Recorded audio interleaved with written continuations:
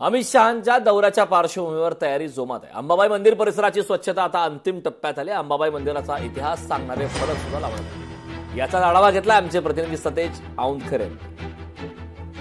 केंद्रीय गृहमंत्री अमित शहा हे आज आणि उद्या कोल्हापूर दौऱ्यावरती येणार आहेत आणि उद्याच्याला सकाळी साधारणतः 11च्या सुमारास ते करवीर निवासिनी अंबाबाई देवीची पूजा देखील करणार आहेत। सध्या आपण आहोत अंबाबाई मंदिराच्या या आतल्या परिसरामध्ये आणि इथली दृश्य पाहतोय की तयारी ही अंतिम टप्प्यात आल्याचं आपल्याला पाहायला मिळतंय।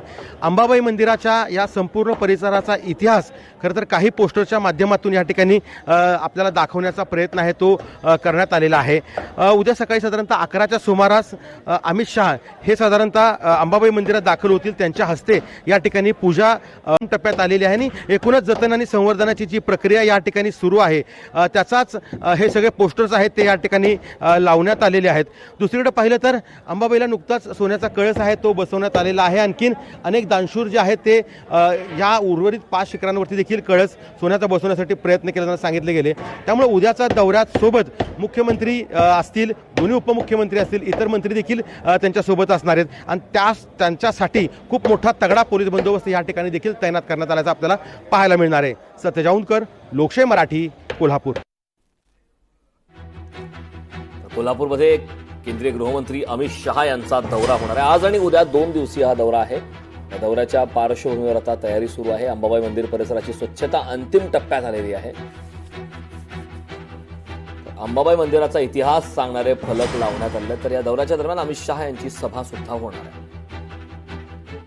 उद्या माननीय केंद्रीय मंत्री अमित शहा साहेबांचा दौरा निश्चित आहे आणि त्यामध्ये मंदिराच्या संवर्धन कामाच्या काही भागाच्या सुरुवातीचा कार्यक्रम हा त्यामध्ये घेतलेला आहे। प्रदक्षिणा मार्गाची सुरुवात आहे, परिवार देवता मंदिरांच्या कामाची सुरुवात आहे आणि त्या कार्यक्रमासाठी ज्या त्यांच्या सुरक्षा व्यवस्थेसाठी आवश्यक कालावधी आहे त्या कालावधीत भाविकांनी गैरसोय टाळण्यासाठी तो कालावधी टाळून दर्शनासाठी यावं एवढंच आवाहन आपण करतोय। कारण मंदिर बंद आपण कधीच ठेवत नाही, परंतु सुरक्षा कारणासह आवश्यक असणारा कालावधी हा साधारण 9:30 ते 11:30च्या दरम्यान असेल असा अंदाज आहे आणि त्यानुसार तेवढ्या कालावधीत आपली गैरसोय होऊ नये म्हणून दर्शन घेण्याचे त्या काळातला वेळ टाळावा एवढीच आम्ही देवस्थान समितीच्या वतीनं आपल्याला आवाहन करतो।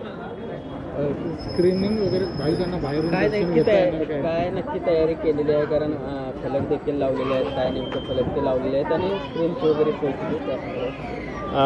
आपल्या मंदिराच्या परिसर विकास आराखड्याच्या कामाचं विश्लेषण करण्यासाठी आज स्क्रीन लावून त्यामध्ये त्याचं सगळं डिस्क्रिप्शन दिलेलं आहे आणि त्याचबरोबर आपली सुरू असणाऱ्या कामाचे सगळे माहिती उपलब्ध करून देण्यासाठी आपण ती सगळी तयारी केलेली आहे। सदर कार्यक्रमाची माहिती जिल्हा माहिती कार्यालयामार्फत आपणापर्यंत पोहोचवण्यात येईल। लोकशाही मराठी ऐका, पहा, जागरूक रहा।